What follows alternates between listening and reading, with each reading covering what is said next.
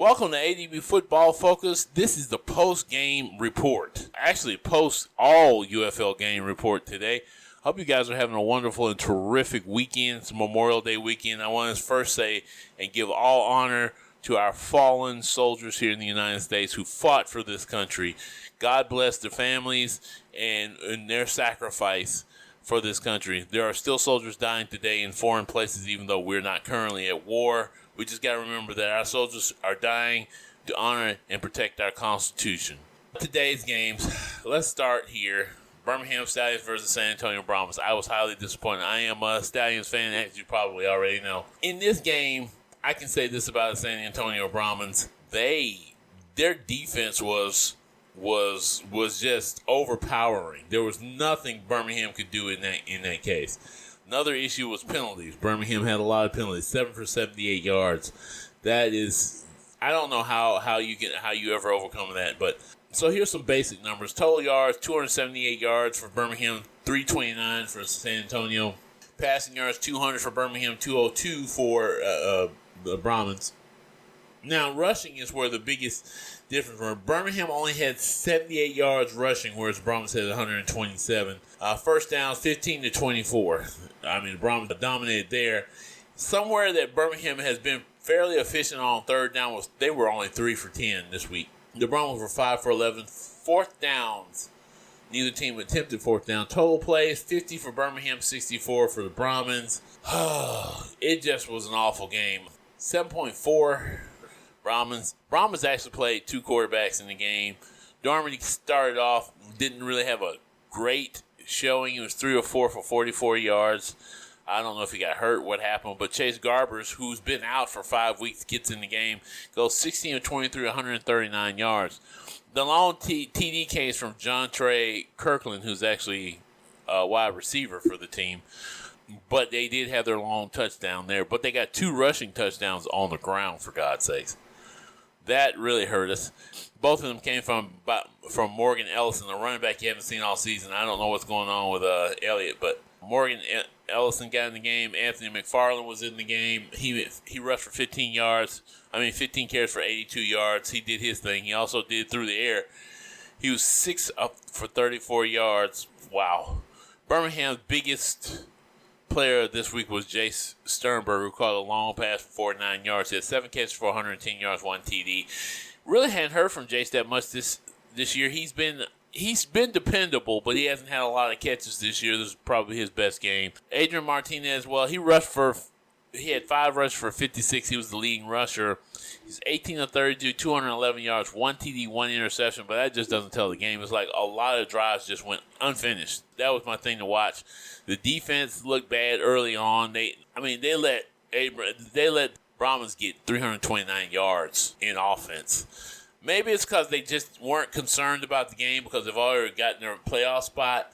But, a real winning team wants to win every game. So this right here was just not a good showing for Birmingham at all, as far as I'm concerned. That was not a great showing at all. Adrian Martinez, like I said, he still was trying to be Adrian Martinez in the game for the most part. Like I said, he got that interception. That was bad.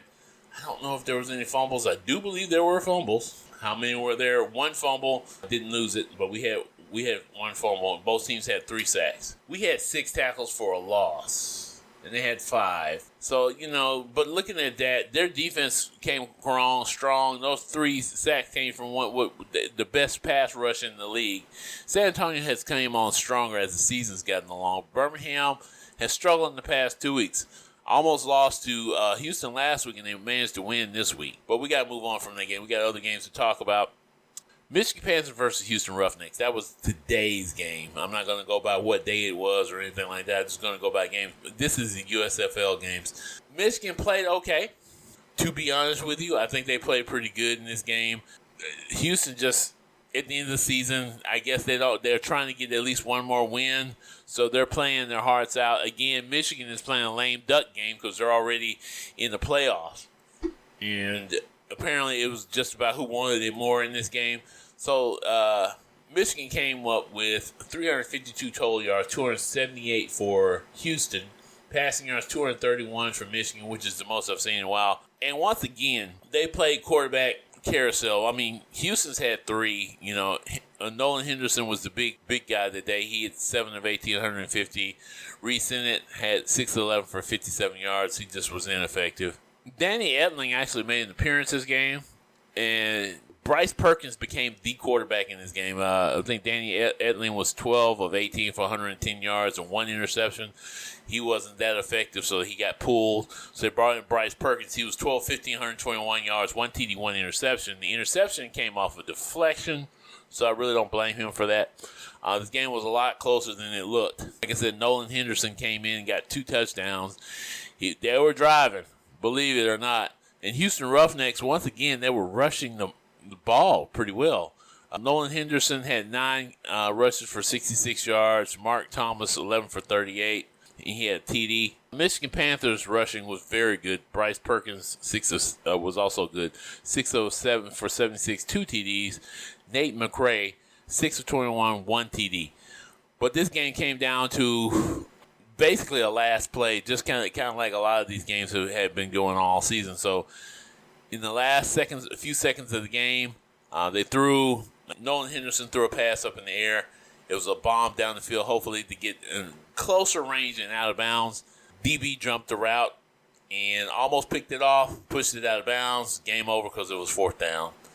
And that ended the game. So Michigan escapes 26-22 in this game. Could I say much about the game? Not really. I watched highlights of the game. I didn't see the game, but I noticed that Justin Hall, number 11, had a freakish game. Like, he was doing everything. He rushed, but he only had 1 yard rushing, but he had a touchdown for that. He had 2 touchdowns receiving, 6 for 109 yards. I mean, he just had a freakish game. That's one of those rare things that happens for one player in the game. You ain't heard from him all season, and all of a sudden, bam, there he is. So he had a very major game. Same on the Michigan Panthers side. As you said, they had receivers you've never seen before. Soesa, Mariner, David Ross. Trey Quinn has been kind of like one of the top receivers on the team, but he got his first touchdown. He's 4 of 17. Really not a whole lot to say bad about this game or great about this game, but Michigan played fairly decent. I'm going to say they played decent enough to win. That defense is tough. I will say that Houston's defense is tough as well. I hate to say this, Houston's just going to have a lot of rebuilding to do next year. Some of it on defense, a lot more of it on offense, and probably the head coach won't be there next year. I don't think. I could be wrong. They might keep the same coach. We shall see. The other surprising loss of the week, sort of, was the St. Louis Battlehawks versus the Arlington Renegades. The Arlington Renegades kind of got away with this one. The game just got out of control for the St. Louis. With the starting quarterback out, you kind of expected that to happen. Manny was the starting quarterback here, Manny Wilkins. He was 18 of 32 for 170 yards, 1 TD, and 3 interceptions. You can't win a game now. Luis Perez was his usual self, 24 of 36, 259 yards, 3 touchdowns. That's the exact opposite of what Manny Wilkins did. The Renegades put up 345 yards of offense, mostly through the air, 257 yards, 88 on the ground. The St. Louis split theirs. They had 179 yards passing and 159 yards rushing. They really ran the ball really well. It's something you can do against the Renegades anyway. So they ran the ball really well. The leading rusher for St. Louis was Jacob Sailors. He had 14 carries for 104 yards, no touchdowns. I don't see how that's even possible, but he had 104 yards. Manny Wilkins had 10 for 51 and 2 touchdowns. Wayne Gallman kind of brought up the rear. He had 2 for 4. He didn't do a whole lot in that area. Hakeem Butler was like a no-show in this game. He was 2 for 12. The passing game wasn't that great, like I said, in this game. So Darius Shepard was the leading rusher, 5 for 4, leading receiver for St. Louis, 5 for 47. The standouts for the Arlington Renegades, of course, the running game was kind of seesaw. Devin Darrington, 8 for 41, was the top rusher. He had 8 carries for 41 yards. Devion Smith, he still was doing good. He had 10 carries for 40. So between the two of them, they were the top 2 rushers in the game. Luis Perez ran for 1. No touchdowns there, but all their touchdowns came through the air. Sal Cannella has just been a standout at the end of the season for the Renegades. Like I said, the Renegades have been fairly good all season. They just had that part where they just lucked out and couldn't win. They finally won one today. I mean, they beat St. Louis it's like the best game of the season was St. Louis versus Birmingham, and those two guys went and lost. Now, Arlington lost to, St. Louis lost to a non-playoff team, but it's not a bad one. Arlington, who is probably the third worst team in the league, not the worst team in the league, the third worst team in the league. So they're not the worst, and they've actually could be higher if they had won some of the games that they lost. So I can't really say bad things about it. It's bad for St. Louis that they lost this game 22-36 when I think they could have won the game. Of course, until they got McCarron back, this is something they're going to have to deal with even next week. There's a chance that they could lose the game. We'll talk about that when I do my preview games. But they lost this game 36-22. That defense gave up more points than they've given up all season. That's rough to watch. But, again, these lamed-up games, I'm kind of getting the feeling that these teams are not really caring about these last couple of games. The season is worn out for them. They're kind of just letting loose a little bit. But a real championship team wins through the end. They don't just wait till the championship to show up. And so that's going to be an issue coming in the championship, I believe. So then let's talk about the other game. So DC Defender versus Memphis Showboats. Final score is 36-21. That got closer than it should have. DC looked pretty good in that game. DC's defense started kind of wearing down, getting wore down in the running game area, and that kind of helped. That kind of helped Memphis come back and they won and scored 21 points. But DC defenders, they pretty much owned this game, 36 points. Jordan Teamo was 20 of 24 for 237 yards, 2 TDs. Part of the reason they lost was his won this game and Memphis came back was his 2 interceptions, but he still had a pretty decent game. Memphis played 2 quarterbacks, Troy Williams and Josh Love. Josh Love was the leading of the two, 9 of 14, 105 yards, 1 TD, 2 interceptions. Troy Williams, 4 of 7, 15 yards. Now, if you're talking about totals for the game, Memphis Showboats had 231 yards to DC 431 yards. Again, Memphis has not won a game since the very first game of the season.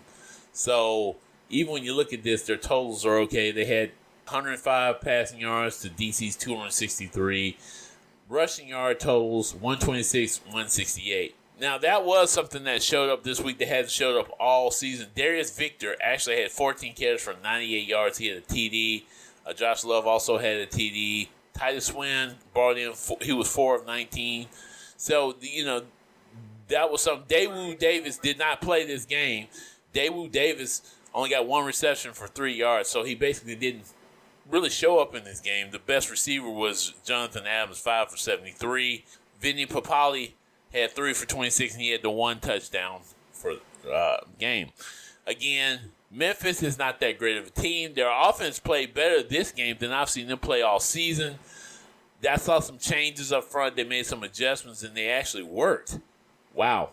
But they still ended up losing the game 36-21.